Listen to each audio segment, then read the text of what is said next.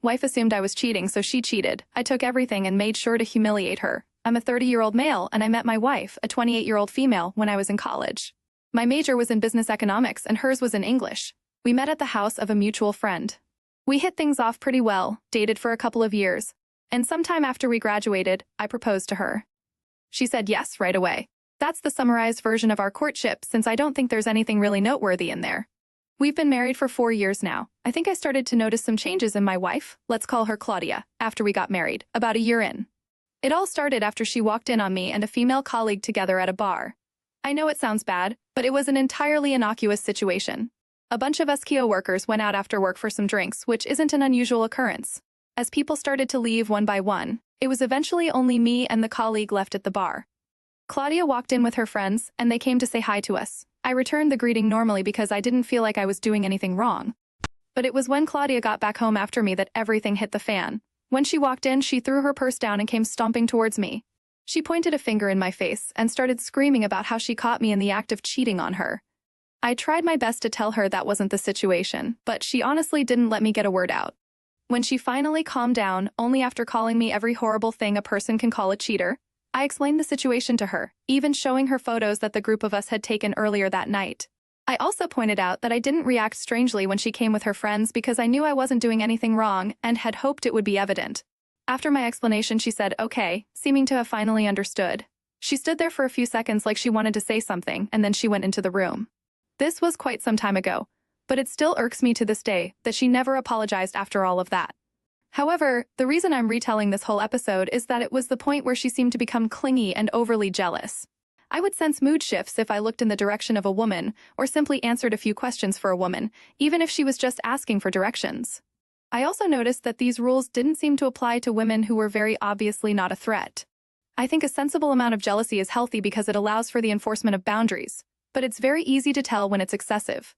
In her case, it just seemed to become excessive after that episode, which didn't make sense to me because she had no reason to be so wary of me in the presence of other women.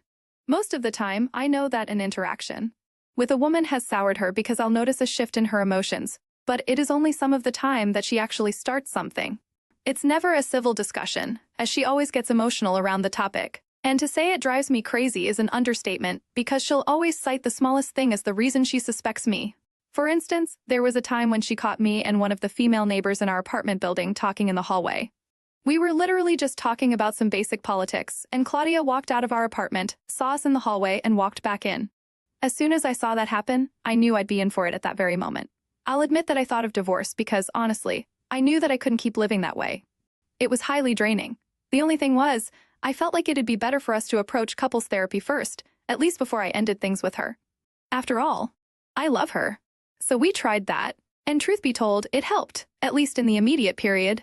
But things took a comedic turn when she felt the therapist was taking my side too often. Then, the therapist was the next person who Claudia assumed was trying to sleep with me. I remember laughing out loud the day she expressed that thought. It didn't make the situation better, but I couldn't help it.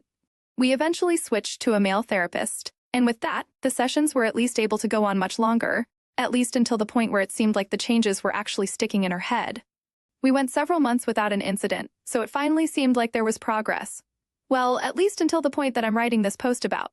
The last several months have been normal, like how things were between us before the hyper-jealousy even became a thing.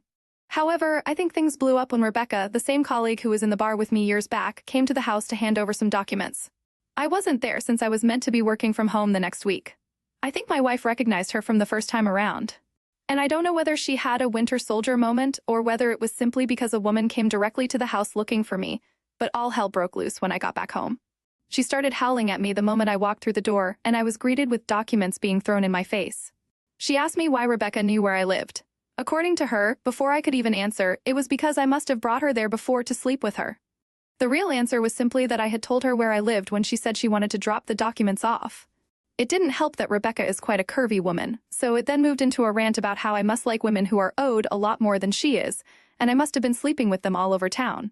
She even said she was going to get herself tested for STDs, because she was entirely convinced that I had cheated on her numerous times. Once she was done raving, I walked into the house, took a few basic things that I would need, and walked out. I honestly had nothing to say to her, especially not in that state. I also knew that no matter what I had to say, It probably wouldn't enter her head because when she's in that emotional state, the voice of reason doesn't get to her. I knew it'd be better for me to leave the house entirely, so I did that. I heard her shouting behind me, "Enjoy Rebecca's bed now." This happened very recently, and I've been sleeping in a hotel since then.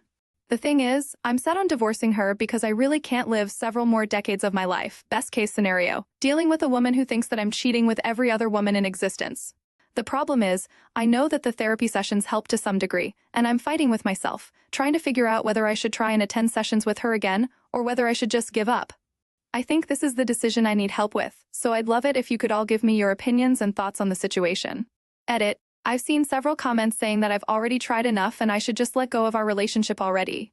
I sort of agree, since I fear that no matter how many therapy sessions we attend together, it might just take one trigger for her to suddenly go back to being an overly jealous woman.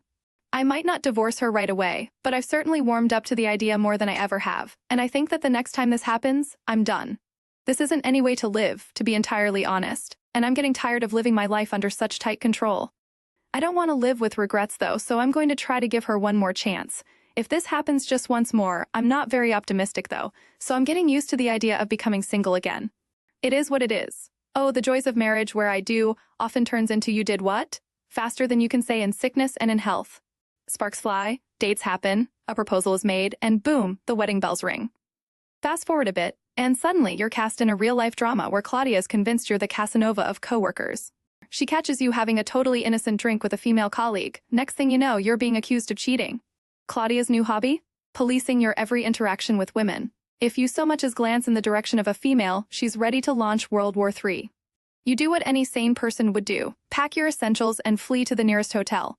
Now you're contemplating divorce, because living under the constant threat of jealousy-fueled meltdowns isn't exactly the dream life you signed up for. Life's too short to live under constant suspicion. If Claudia can't find a way to trust you, then maybe it's time to write the final chapter in this saga and start fresh. Just make sure to screen any future partners for jealousy tendencies during the first date. Update. Well, here's an update that I wasn't expecting at all, and I don't even know how to express how freaking pissed off I am with this new development.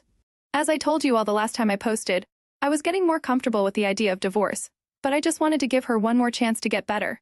The good thing is that I didn't need to wait too long for it to become evident that she's never going to get better, and she decided to show me in the most obvious way that she could. I realized there was a problem when we went to a friend's barbecue, and I saw her being unusually touchy with someone there. We didn't know the person, but I asked the host, who is my good friend, and he told me that the guy was recently divorced and worked in the construction industry. I was concerned because my wife was never so touchy with anyone but me, so it was obviously very strange behavior to me. This was coming about 2 weeks after the very last episode that I narrated in the previous post. Anyway, I tried my best to keep an eye on her during the barbecue, and I refused to make any kind of scene. So it was only when we got home that I spoke to her about it. She didn't seem apologetic about it, and I can never forget as she said, "Well, now you know how it feels."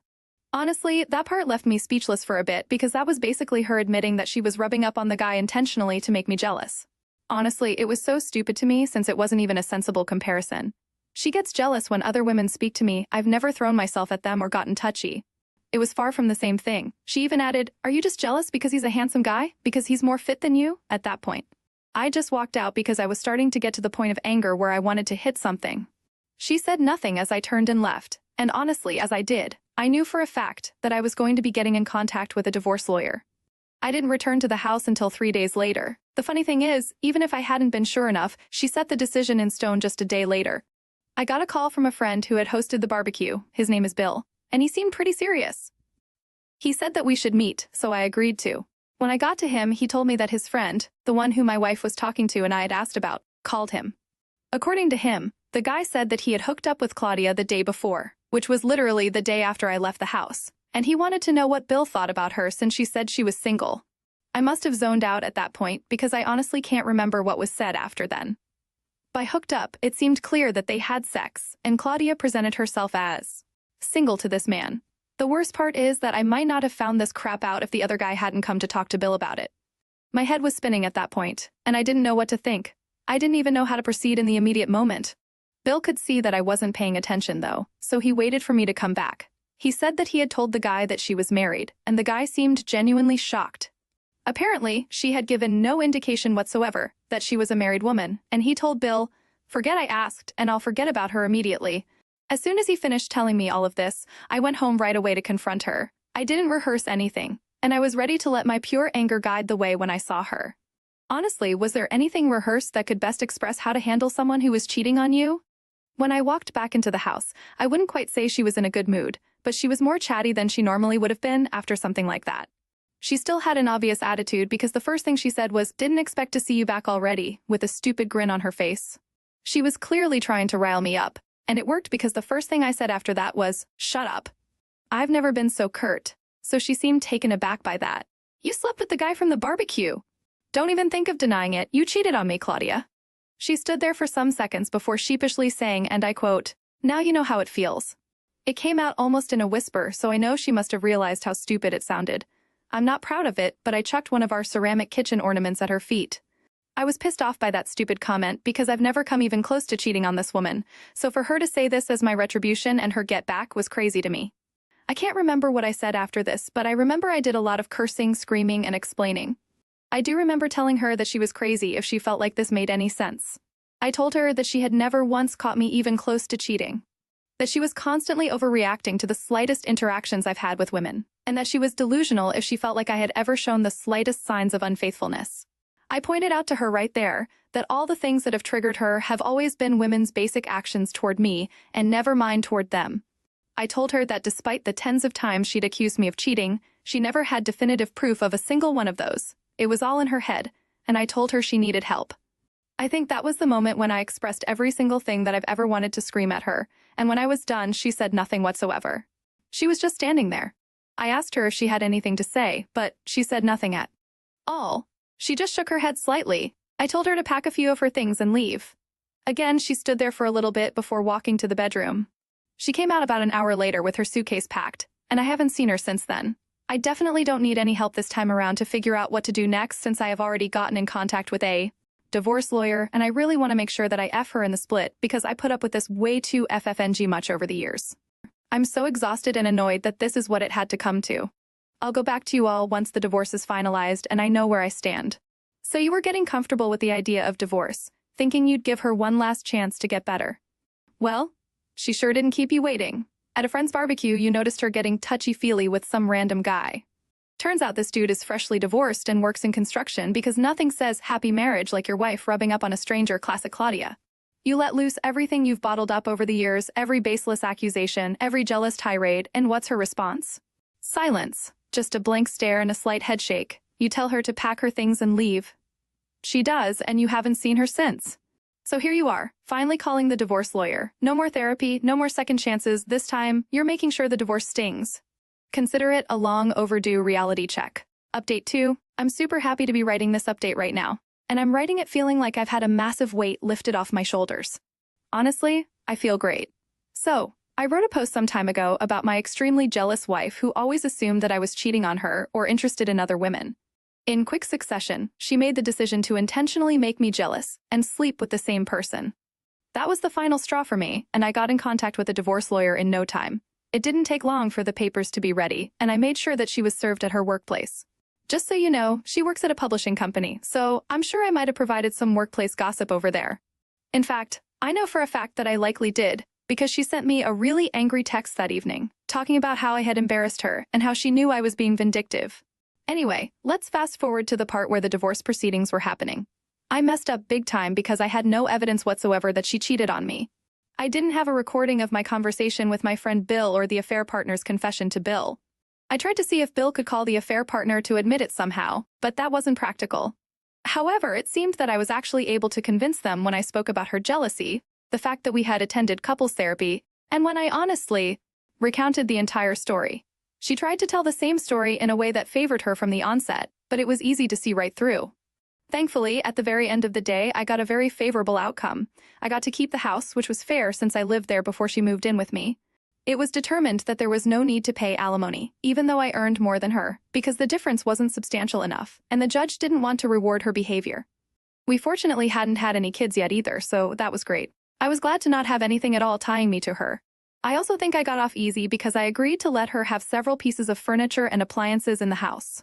I mainly did that because I really didn't want to have a lot of things that she had chosen left behind. I didn't need daily reminders of her. So that's it, I'm free of her. And as much as it hurts to have spent so many years of my life being hounded as a cheater and to have finally been cheated on, I'm glad to be in a position where I know it will never happen again. So, Claudia got served at her publishing company. Oh, that's sweet, sweet irony. I'm sure her colleagues were flipping pages of their gossip novels a bit faster that day. Her angry text about being embarrassed was just the cherry on top, nothing like a bit of public humiliation to balance the scales of her paranoid antics. In the end, you got to keep the house, which you rightfully owned pre-Claudia, avoided alimony, and didn't have any kids to complicate things. Letting her take the furniture and appliances was a masterstroke. Who needs ghostly reminders of her questionable taste and endless accusations cluttering up your fresh start? So here you are, free at last. No more daily accusations, no more hypervigilance over innocent conversations, and no more ceramic ornament throwing rage fits. You've emerged from the wreckage of that relationship bruised but not beaten, and ready to enjoy a life free of Claudia's jealousy-fueled drama. Here's to never hearing another paranoid rant about imagined affairs and to a future where you're only haunted by happy memories. Cheers, Ope. What would you have done?